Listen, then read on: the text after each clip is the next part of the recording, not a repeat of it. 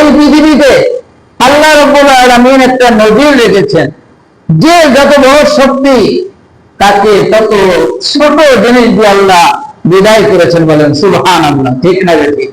যে যত বড় শক্তি নিয়ে আগমন করেছে, পৃথিবীর সব থেকে বড় দুইজন বিদেন বাদশা ছিল, চারজন মানুষ ছিল সারা পৃথিবীকে শাসন করেছে। কয়জন? চারজন মানুষ ছিল সারা পৃথিবীকে শাসন করেছে। আজকে আমরা সামান্য বাংলাদেশের একটা ছোট্ট দেশের মতো প্রশাসক হয়ে, শাসনকারী হয়ে আমরা ধরা মনে করি না, ঠিক না বেশি? কিন্তু যারা সারা পৃথিবীকে শাসন করেন তাদের অবস্থা কি ছিল, তাদের অহংকার কেমন ছিল? তারা এভাবে সারা পৃথিবীকে শাসন করেছে।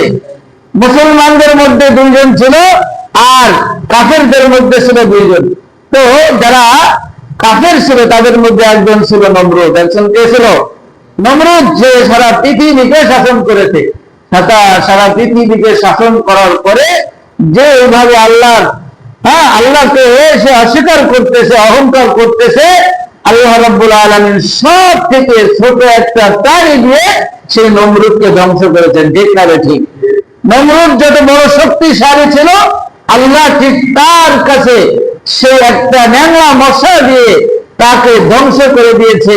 এইভাবে আল্লাহ রাব্বুল আলামিন আব্রাহা বাদশাহকে যত বড় শক্তিশালী হোক না কেন, যত শক্তির মালিক হোক না কেন, আল্লাহ তাকে ছোট্ট ক্ষুদ্র পাখি দিয়ে তাকে ধ্বংস করে তার নজর রেখেছে। বলেন ঠিক না ঠিক? আমাদের বাংলাদেশেও ঠিক আওয়ামী সরকার কত শক্ত মজবুত ঘাঁটি গড়েছিল, কত আন্দোলন, কত কিছু হয়েছে, কিন্তু কেউ হাঁটাতে পারে নাই। ছোট্ট ছোট্ট শিশুদের হাতে, বালকদের হাতে এই দেশের পতন হয়েছে, আওয়ামী সরকারের পতন হয়েছে, ঠিক না ঠিক? আল্লাহ এর নজর রাখে দিয়েছেন যে যত বড় শক্তি নিয়ে লড়াই করো, আমি তাকে সেই ছোট ছোট জিনিস দিয়ে আমি তাকে এভাবে পতন করে দিই।